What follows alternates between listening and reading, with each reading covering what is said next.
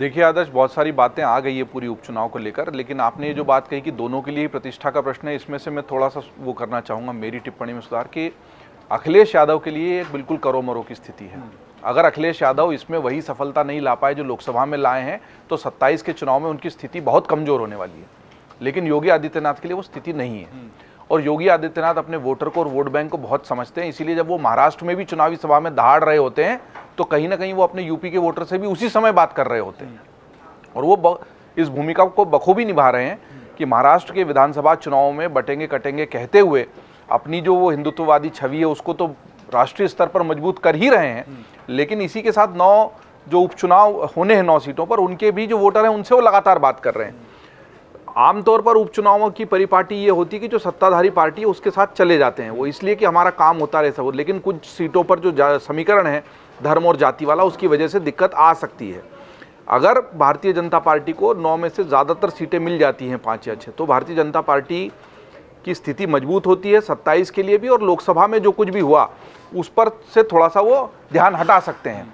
लेकिन ये ज़्यादा बड़ी प्रतिष्ठा की लड़ाई अखिलेश यादव की, और इसीलिए हम देखते हैं कि पूरी ताकत झोंक रखी है।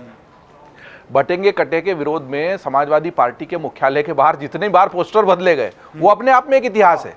कभी किसी भी नारे के प्रत्युत्तर में इस तरह की प्रतिक्रिया, इस तरह की प्रतिध्वनि नहीं सुनाई दी है कि लगातार नए नए नारे गढ़े जा रहे हैं, क्योंकि वो डर गए थे इस बात से कि यार लोकसभा में हमने जो कर दिखाया वो इस नारे की वजह से खत्म ना हो जाए, मिट ना जाए। इसलिए आप जो खान साहब वाली बात भी शुरू से इस वाले टॉपिक पर कर रहे हैं वो इसीलिए है।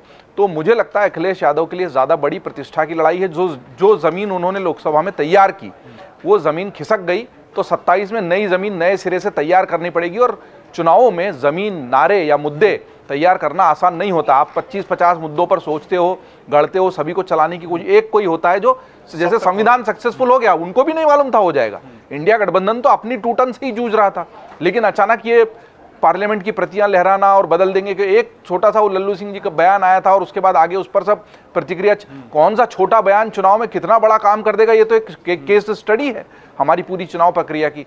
तो ऐसे ही जो ज़मीन लोकसभा में तैयार हुई है, अखिलेश यादव उसको खोना नहीं चाहते, क्योंकि उनको भी मालूम है कि यही सबसे मजबूत ज़मीन है। इससे बेहतर स्थिति लोकसभा के सीटों की उनकी हो नहीं सकती है। तो अब वो चाहेंगे कि कैसे भी करके इस उपचुनाव में भी वो जो भ्रम ही कह लें उसको, क्योंकि बाद में संविधान बदलना कोई सच बात तो थी नहीं, लेकिन वो भ्रम या वो प्रभाव कायम रहे, और यही लड़ाई है। योगी आदित्यनाथ अगर बहुत अच्छा प्रदर्शन नहीं भी कर पाती है भाजपा, उनका बहुत नहीं बिगड़ेगा, क्योंकि 27 का चुनाव मेरे को लगता है कि पूरी तरह अलग जमीन पर लड़ा जाएगा। अगर आप ये वीडियो YouTube पर देख रहे हैं तो हमारे चैनल को सब्सक्राइब कर बेल आइकन दबाएं, और Facebook पर देख रहे हैं तो हमारे पेज को लाइक करें। 8 मिलियन प्लस सब्सक्राइबर, आपके इस भरोसे के लिए बहुत धन्यवाद।